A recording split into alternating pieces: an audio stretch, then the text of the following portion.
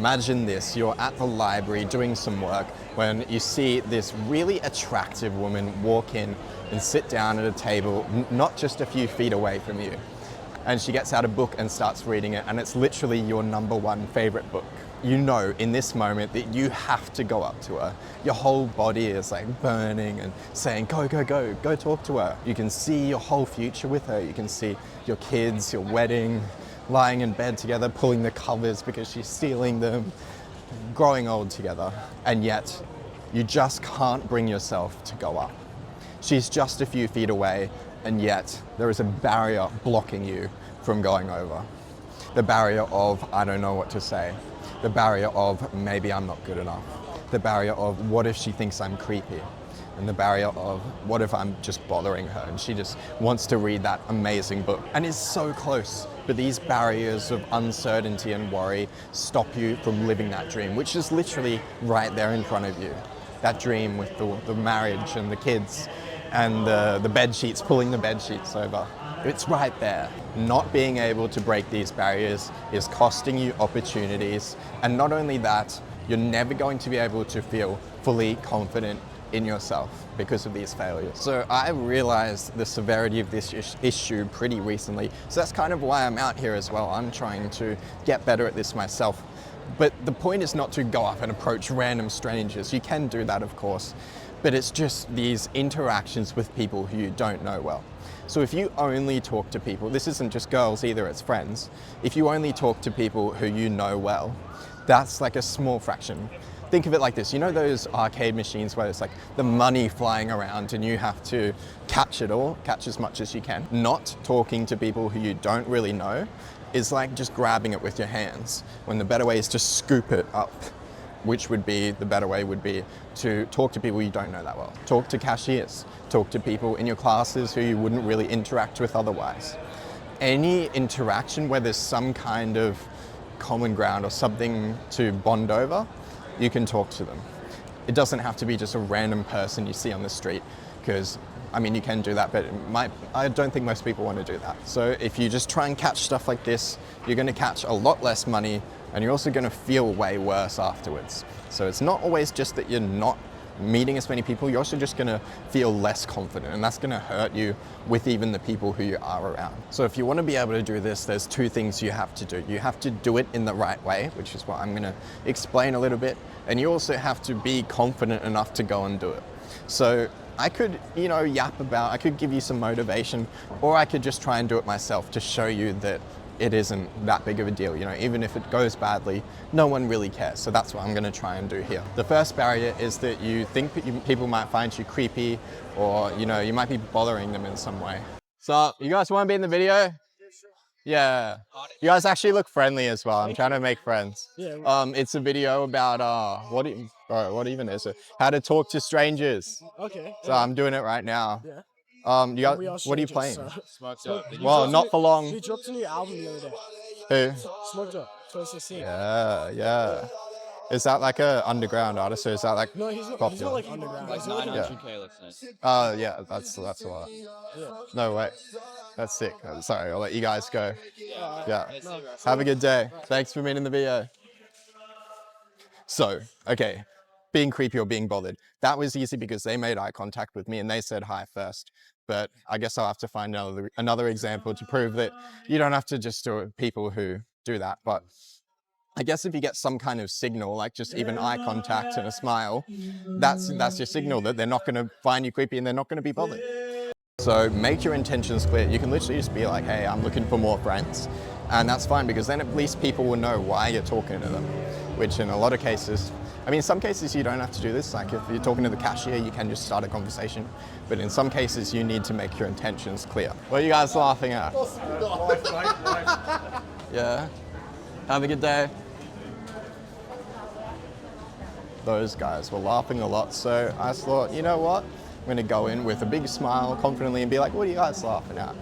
And that is the other two things. So, okay, make your intentions clear. You also have to smile, and you have to be confident. So, if you smile, you're going, I'm not threatening, I'm not creepy. Simple, but people forget, especially if they're not confident. If you're not confident, you can't smile. You'll be like...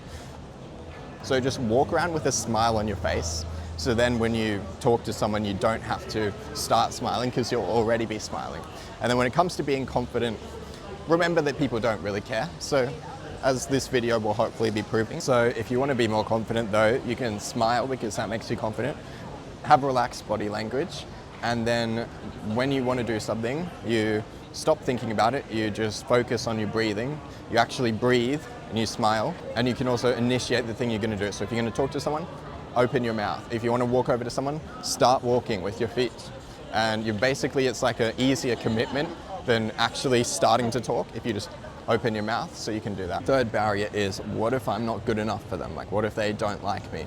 Well, you're not gonna figure that out until you try it. And even if, let's say you are a really unlikable person. Let's say you're in the bottom 10% in terms of unlikability.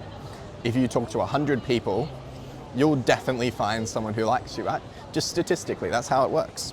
So just try and just meet more people. And you'll desensitize to rejection so that rejection won't be bad. So then there won't be any negative to doing that much volume, if that makes sense.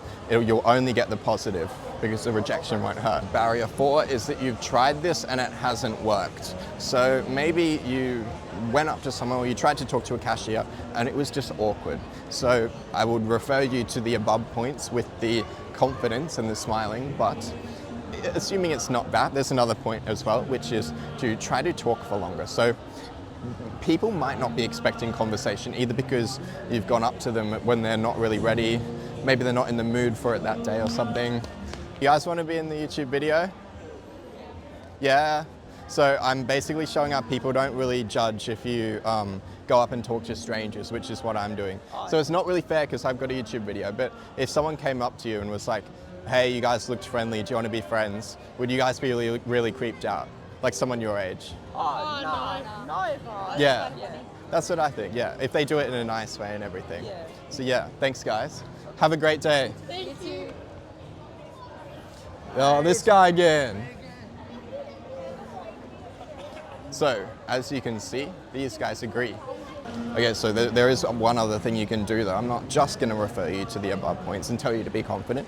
You can also try to talk for long because people aren't always ready to chat. Yeah? Oh, sorry. Be in the video? Maybe, but for like 1 second. You know what? You will be in the video if you give me one of those, yes. Thank you.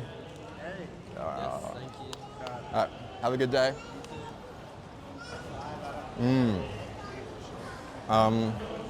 Yes.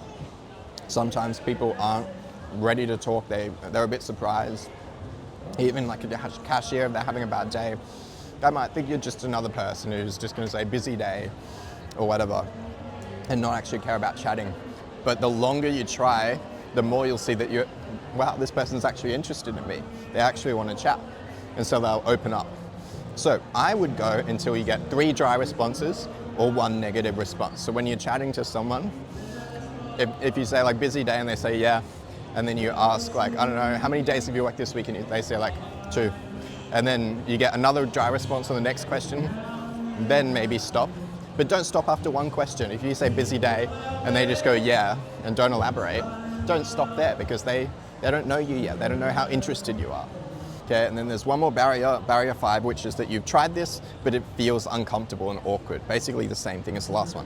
But another tip is don't force it. So I just said, like, don't leave until you get 3 questions. If you're feeling really uncomfortable and awkward, you can just leave as soon as you've done it, because the thing is you should be starting these things. It doesn't matter if you continue them. You just need to start, because then you're overcoming your fear, which is the biggest issue. So if you feel like you've gone up to someone, you've chatted for like a second and the conversation's ended, just walk away, it's all good. Because then at least you'll be able to keep doing this. Okay, so these tips would help significantly if you were to actually have practiced it, because you'd be really good at it. But the thing is, you probably, if you're watching this video, haven't even started. You don't really ever talk to cashiers or Ubers or anything. So the first thing you need to do is just to start. And I hope this video has helped show you that people aren't judging that much. You know, I'll admit, I didn't really go up to anyone. Everyone kind of made eye contact with me first, and then I talked to them because I saw that they were kind of interested. But, you know, their responses, they said like, I wouldn't really judge if they were my age. And all the people walking past in the background weren't really judging me either. So I don't think people judge as much as you think. Okay, so story time. I just got back to my electric scooter to go home and I found a piece of cheese in my helmet. And I've been thinking throughout this video that people are probably more receptive to talking to me because I'm filming a YouTube video. So I just went up to some people, not filming, and I gave them the cheese. And I was like, yo, what's up? You guys want some cheese? And can I get a photo? And there's the photo. So as you can see, it's not just the camera. You can go up to people and they're totally fine with it. These guys were so chill. In fact, I should have got their Instagrams to be friends with them, but oh well, all good. Anyway, have a great day.